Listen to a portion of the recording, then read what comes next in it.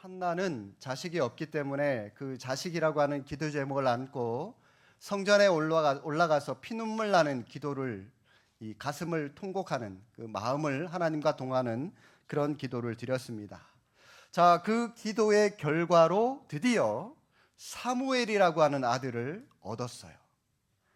자, 여러분, 그 아들이 얼마나 귀하고 얼마나 예뻤겠습니까? 한나가 자식 하나 없어서 서름과 핍박을 받았는데 이제 하나님께서 축복해 주셔서 드디어 아들을 낳았습니다. 얼마나 좋았을까요? 이제 서름 끝, 행복 시작, 그죠? 야, 분인나, 너 한번 두고 봐. 내 자식 사무엘이 네 자식보다 더 공부 잘해서 네 자식 코를 납작하게 해줄 거야. 그러면서 사무엘 공부해라, 1등 해야 된다, 인류대학 가야 된다, 아마 그랬을 것 같죠. 네. 그런데 한나는 그렇게 하지 않았습니다. 한나가 뭐라고 말합니까? 사무엘상 1장 27절, 28절을 보시면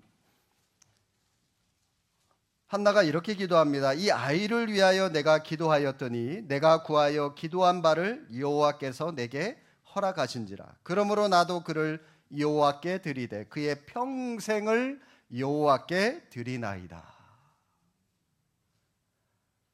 한나는요, 사무엘을, 이 하나밖에 없는 아들을 하나님께 드렸다라고 말씀을 합니다. 얼마나 놀라운 일입니까? 한나는 이 사무엘이 누구를 위해서 이 땅에 태어났고 또 누구의 소유인지를 지금 정확하게 알았다라고 하는 것입니다. 많은 부모들이 자식을 키울 때 이걸 몰라서 헤매는 부모들이 많은 것 같아요. 내 자식이니까, 내 배 아파서 내가 낳았으니까 내 마음대로, 내가 원하는 대로 해야 한다라고 교육을 시키죠. 그러나 한나는 그게 아니라고 하는 사실을 분명히 알았습니다. 물론 여러분의 자녀에게, 여러분은 부모님입니다. 그러나 자녀의 소유권은 부모에게 있지 않습니다. 그렇다고 자녀에게 있는 것도 아닙니다. 누구에게 있을까요, 그러면?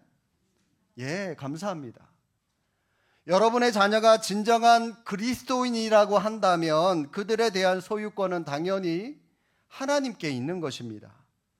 그렇다면 여러분의 자녀들의 미래가 누구에게 초점을 맞춰져 있어야 하는 거죠? 당연히 하나님께 맞춰져 있어야 되는 겁니다. 하나님이 원하시는 삶을 살아가도록 인도하고 지도하고 가르치고, 그게 여러분 부모가 자녀에게 마땅히 해야 할 우리 부모의 역할이다라고 하는 겁니다. 한나는 이것을 알았어요. 그래서 세상의 그 어느 것보다도 더 소중한 이 자식, 이 아들 사무엘을 하나님께 기꺼이 맡길 수 있었던 것입니다. 간절히 기도해서 낳은 자식을 엘리 제사장에게 맡겼습니다. 성전에 아예 다 맡겨버렸어요. 성경에 보면 사무엘의 부모는 자기들은 집으로 돌아가고 어린 사무엘은 엘리 제사장에게 남겼다라고 합니다. 여러분, 이 짧은 구절 안에 얼마나 큰 아픔과 고통이 담겨 있는지 아십니까? 이 자식이 자라면서 엄마 아빠의 품이 얼마나 그립고, 또 엄마 아빠의 이 허깅 안아주는 거, 또 엄마 아빠가 해주는 음식 먹고 자라는 거, 여러분 그게 얼마나 소중하겠습니까? 얼마나 귀하겠습니까? 그러나 한나는 그 자녀를 하나님께 기꺼이 드렸기 때문에 그 아픔을 다 감내하고 성전에서 자라도록 사무엘을 아예 엘리에게 맡겨버렸습니다. 부모님께 엄청난 사랑을 받으면서 자라야 할 그 사무엘이었지만 지금 부모님을 떠나서 제사장을 섬기는, 한마디로 말해서 하나님의 전을 섬기는 그 일을 이 아이 사무엘이 하고 있다는 겁니다. 사무엘 엘리 제사장으로 집으로 갔습니다. 엘리 제사장들에게도 이 아들들이 있죠. 홈리와 비느하스라고 하는 아들들이 있는데 사무엘에게는 굉장히 나이 차이가 많은 그런 형들이었을 거예요. 사무엘이 태어나기 전부터 이 엘리의 아들들이 제사장의 역할을 감당을 했기 때문에 굉장히 나이가 꽤 많이 차이가 나는 그런 형들이었을 텐데 여러분, 그 형들이라도 있었으니 얼마나 다행입니까? 그런데 성경은 이 엘리 제사장의 아들들에 대해서 뭐라고 말씀하는지 아십니까? 2장 12절 말씀 한번 보실까요? 2장 12절에 보니까 엘리의 아들들은 행실이 나빠. 엘리의 아들들은요, 행실이 나쁜 사람들이었다. 그런데요, 더 무서운 말이 무슨 말인지 아십니까? 그 뒤에 뭐라고 되어 있죠? 여호와를 알지 못하더라. 야, 기가 막힐 노릇이에요. 아버지의 제사장직을 이어받아서 자신들도 지금 제사장으로 일을 해야 하고 있는 이 사람들이 하나님을 알지 못한 채 제사장 일을 하고 있다. 기가 막힐 노릇입니다, 여러분. 이런 상황에서 사무엘이 선택할 수 있는 길, 두 가지의 방법이 있습니다. 두 가지의 방법. 하나는 이 엘리 제사장의 아들들, 그들과 함께 어울리면서 자신도 역시 하나님을 모른 채 방탕한 생활을 하는 것이고요. 또 다른 하나는 그들에게 비록 왕따를 당할지언정 자기 스스로 자신의 믿음을 지키면서 살아가는 방법. 두 가지가 있죠. 여러분, 이 두 가지 방법 중에 어떤 게 더 쉬울까요? 어떤 게 더 쉬울까요? 예, 함께 어울리면서 살아가는 것. 그러면서 죄 지으면서 예수님, 하나님 모르면서 살아가는 것. 이게 훨씬 더 쉽습니다.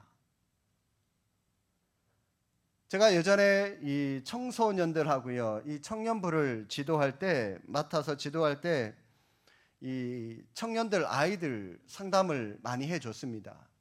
청년들은 주로 무슨 주제를 가지고 상담을 해오냐면 두 가지입니다. 청년들은 첫째는 직업 때문에 내가 하고 있는 이 일이 정말로 하나님이 내게 준 천직이 맞는지, 또 그 직장 안에서 일어나는 어떤 대인관계, 아무개가 나를 힘들게 해요, 나를 왕따시켜요, 그런 것들, 그 직장에서 어떻게 해야 되냐. 또 다른 하나는 나는 좀 신앙을 지키고 믿음을 지키고 싶은데 자꾸 회식하재요. 회식하러 가면 뭐 마셔야 되죠? 예, 술 마셔야 돼요. 근데 나는 내 신앙 양심상 술은 마시면 안 되거든요. 목사님, 이럴 때 어떻게 해야 되냐고. 이 술 마시는 문제 때문에, 이 직장의 문제 때문에 얘기를 하고요. 또 하나는 결혼입니다. 이 청년들답게 결혼에 대해서 지금 만나는 형제가, 지금 만나는 자매가 내 배우자가 맞는지, 어떻게 그렇게 또 믿음의 가정을 세우고 결혼 생활을 할 수 있을지, 이 직업과 결혼에 대해서 많은 청년들이 그 주제로 상담을 요청해 오고 또 대답을 해 주는데, 여러분, 청소년들은 10중 8구가 다 친구들 때문에 상담을 요청을 해 옵니다. 자신이 친구들에게 왕따를 당하거나 외면당한다고 생각이 되는데 어떻게 하면 좋겠냐라고 하는 그런 질문이 굉장히 많았습니다. 많은 청년들과 많은 학생들이 하나님을 의지하고 어떻게 하면 하나님을 더 사랑하고 교회를 섬길 수 있는가, 이런 고민 가지고 참 상담을 해오면 참 감사할 텐데, 그런데 여러분, 이런 문제는 거의 없고요. 거의 없고, 친구들이 나쁜 짓을 해도 자기가 그 친구들의 무리 속에 함께 포함되지 못한 거에 대해서 그게 속상하다는 그런 아이들의 질문이 많았어요. 자기가 나쁜 짓 안 해서 감사하고 기쁘다, 이게 아니라 그 친구들과 내가 함께 어울리지 못했다는 그 자체에 오히려 더 화를 내고 있더라고요. 이게 요즘 학생들, 요즘 젊은 청년들의 마음이었습니다. 그런데 여러분, 사무엘은 어떻습니까? 엘리의 아들들과 함께 지내고 있어요. 그런데 그 아들들이 사무엘과 가치관이 다릅니다. 삶의 방향이 다릅니다. 여기에 어떤 판단을 내리느냐가 그의 일생의 삶을 지금 좌우하고 있는 그런 모습입니다. 환경에 적응해서 나도 그들 속에 섞여서 대충 그냥 살아가면 돼요. 대충 그냥 그들처럼 죄 지으면서 살아가면 돼요. 또 아니면 환경을 뛰어넘겠다고 하는 의지를 가지고 내가 내 믿음을 지키면서 꼿꼿하게 살아가는 모습. 아마 사무엘은 굉장히 힘들었을 겁니다. 엘리의 아들들이 나이 차이도 많은 그 형들이 얼마나 많이 유혹했겠습니까? 엘리의 아들들 제사장의 아들이고요. 사무엘은 제사장의 일을 돕는 그냥 그저 그런 시종에 불과한 사람입니다. 환경적으로 볼 때 사무엘은 그냥 초라해요. 자신이 뭔가를 결정할 수도 없는 그런 상황입니다. 시키는 것은 어쩌면 무조건 복종해야 할 그런 상황입니다. 그러나 사무엘은 그 모든 어려운 여건들을 기꺼이 뛰어넘었다라고 하는 것입니다. 뛰어넘고 하나님 앞에 쓰임받는 위대한 제사장으로, 위대한 선지자로 설 수 있었다는 것이죠. 엘리의 아들들이 타락한 상황에서 사무엘이 자신을 지키고 그 환경을 뛰어넘을 수 있었던 그 힘이 여러분 어디에 있었다라고 생각이 드십니까? 가장 큰 이유는 사무엘은 성전 안에서 먹고 자고 성전 안에서 생활했다라고 하는 거예요. 3절 말씀 우리 한번 읽어보겠습니다. 본문으로 돌아오셔서 사무엘상 3장 3절입니다. 읽겠습니다. 하나님의 등불은 아직 꺼지지 아니하였으며 사무엘은 하나님의 궤에 있는 여호와의 전 안에 누웠더니. 자, 여러분, 사무엘이 어디에서 누워서 잤다고요? 하나님의 궤가 있는 여호와의 전에서 누워 있었다, 잤다라고 말합니다. 여러분, 누가 이 불편한 곳에서 잠을 자고자 하겠습니까?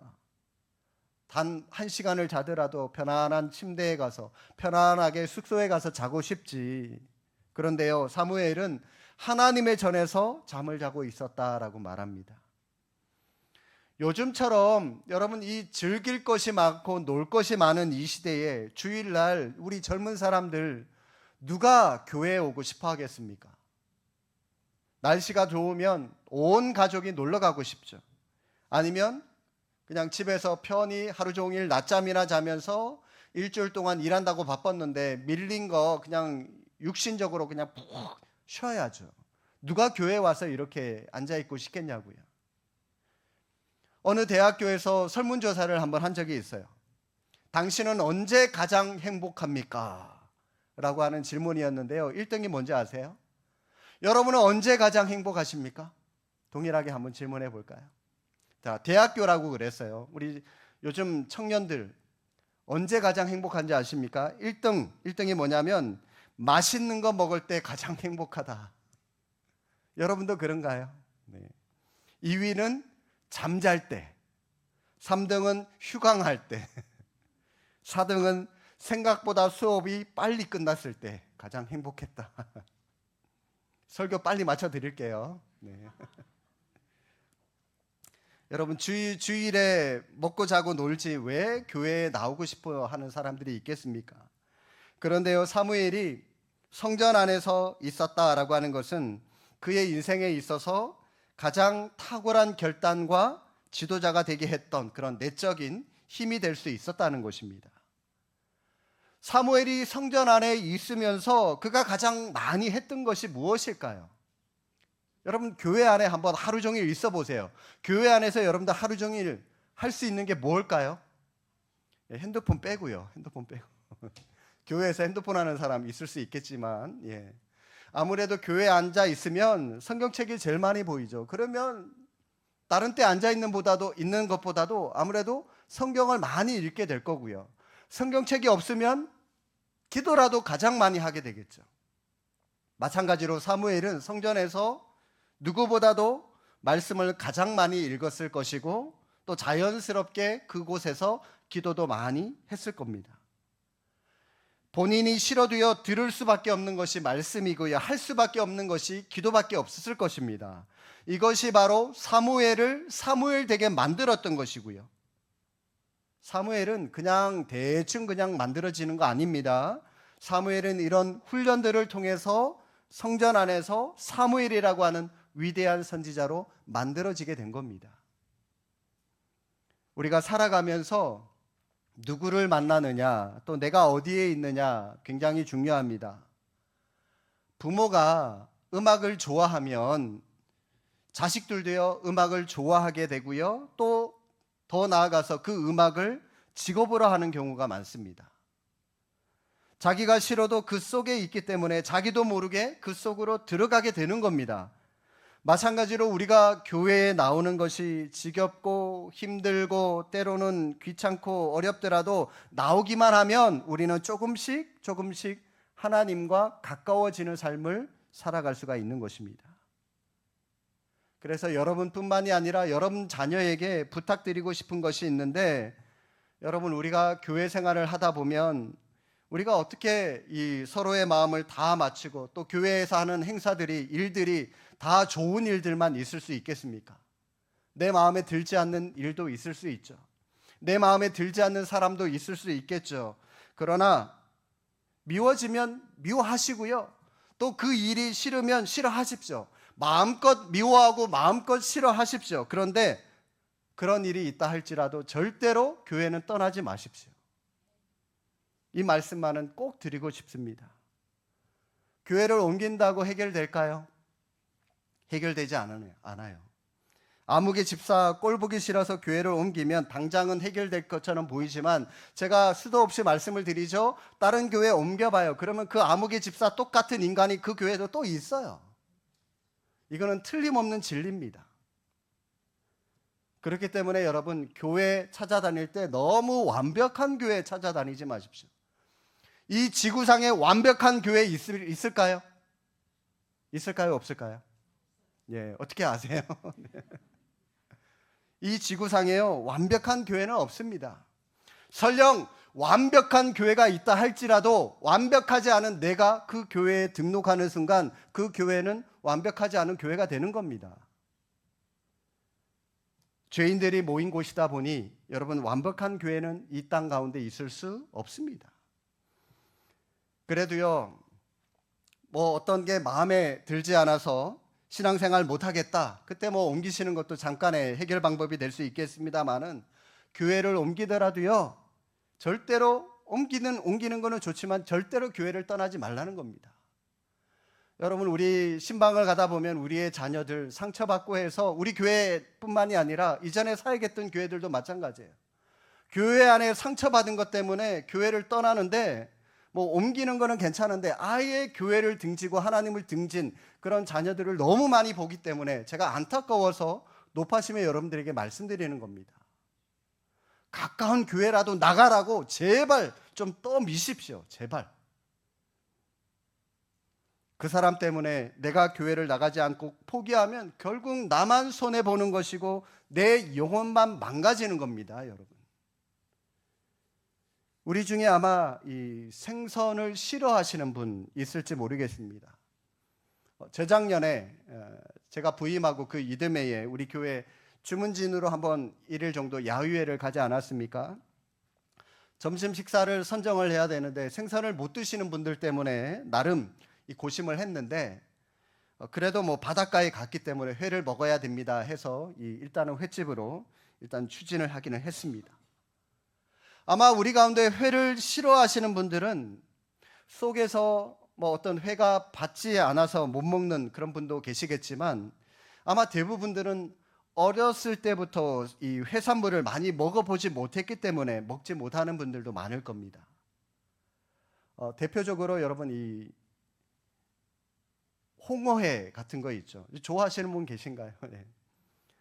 엊그제 우리 장로님 이 상가에 갔을 때도 식사 자리에 홍어회가 나왔는데, 아마 이 전라도 출신 분들은 맛있다고 그 홍어회를 드시는데 저는 잘 안 받아요. 화장실 냄새가 나서. 네. 여러분들 어떤지 모르겠습니다. 이 호불호가 너무 확 갈리는 대표적인 음식 가운데 하나가 이 홍어회인데, 이것도 마찬가지일 겁니다. 아무래도 이 바닷가 쪽에서, 전라도 쪽에서 어렸을 때부터 홍어회를 많이 접한 사람은 아무 거리낌 없이 그걸 맛있다고 드실 것이고, 또 그렇지 않은 이 내륙 지역에 있는 그런 지방에 살던 사람들은, 홍어회를 가까이 접해보지 못한 사람들은 커서 먹으려니 아무래도 냄새도 그렇고 식감도 그렇고 결코 가까이 할 수 없는 그 음식 가운데 하나지 않습니까? 마찬가지인 것 같아요. 제가 여러분들에게 무슨 말씀을 드리고자 하냐면, 어렸을 때부터 먹고 자랐느냐, 뭘 먹고 자랐느냐에 따라서 성장에서도 그것을 먹을 수 있느냐 없느냐 결정된다는 겁니다. 대부분이 그래요, 음식들이. 사무엘은 성전에서 영적인 맛을 보면서 자랐습니다. 말씀의 맛, 기도의 맛, 이것을 보면서 자랐습니다. 그런데 엘리의 아들들은 성전을 섬기는 제사장의 아들이면서도 영적인 맛보다는 고기 맛을 더 좋아했다라고 성경은 말씀합니다. 하나님 앞에 드려진 제물을 자기 마음대로 빼앗아서 먹었습니다. 결국 이 아들들 하나님께 저주받아 죽어버렸죠. 지금 여러분과 여러분의 자녀들, 손주들 뭘 먹고 자라고 있습니까? 고기 맛을 들이면 고기 맛에서 헤어나올 수 없듯이 처음부터 잘 먹어야 돼요. 어렸을 때부터 생선 맛을 못 봐서 어른이 되어서도 생선을 좋아하지 않는 것처럼 여러분의 자녀들, 여러분의 손주들도요, 지금부터 영적인 맛을 느끼지 못하면 아마 평생 하나님의 깊은 영적인 세계를 맛보지 못하고 살아갈 수도 있습니다. 여러분, 지금 늦었다고 생각하는 것이 아니라 지금이라도 여러분 계속해서 말씀을 주입시켜 주시고 계속해서라도 교회에 대해서 소개하시고 예배에 대해서 계속해서 강요하십시오. 하나님 잠자고 있는 사무엘을 깨우셨죠. 언제 부르셨습니까? 나라와 민족이 힘들 때, 민족 가운데 하나님의 등불이 꺼지려고 할 때 하나님은 준비된 사람, 환경을 뛰어넘은 이 사무엘을 불러서 하나님의 일꾼으로 세우셨습니다. 하나님이 우리를 사용하시기 전에 하나님은 평소에는 잠잠히 계십니다. 그러나 때가 되면 하나님은 준비된 자를 사용하신다는 겁니다. 어떤 준비된 자? 하나님과 영적으로 깊은 교제를 한 사람을 하나님은 위대한 지도자로 발음도 안 돼. 사용하신다는 거예요. 하나님께서 사무엘을 불렀을 때 사무엘이 뭐라고 대답합니까? 누구세요? 하고 벌벌 떨었습니까? 그렇지 않죠? 엘리의 가르침대로 내가 여기 있습니다. 하나님 앞에 말합니다. 그리고 하나님이 부르셨다는 것을 깨닫고 말씀하십시오. 주님의 종이 듣겠습니다. 말합니다. 하나님은 우리를 부르실 것이고 우리의 자녀를 부르실 것입니다. 그러나 하나님은 준비되지 않은 자는 결코 부르지 않는다는 사실이에요. 하나님과 날마다 영적으로 교제하고 하나님을 사모하는 준비가 되었을 때 하나님은 그를 하나님 나라의 도구로 부르시고 사용하신다는 것, 여러분 기억하십시오. 여러분 환경 힘드십니까? 상황이 어렵습니까? 그것은 또 다른 축복을 위한 준비 단계라고 하는 것 기억하시고, 그 환경을 뛰어넘을 때 하나님은 우리에게 베푸실 놀라운 복을 준비하고 계십니다. 우리가 이 시대의 흐름 속에서 당당하게 역류하면서 하나님과 깊은 영적인 교제가 있고 동행함으로 환경을 뛰어넘는 믿음의 사람들로 늘 승리하며 나아가시기를 주님의 이름으로 축복합니다. 기도하겠습니다.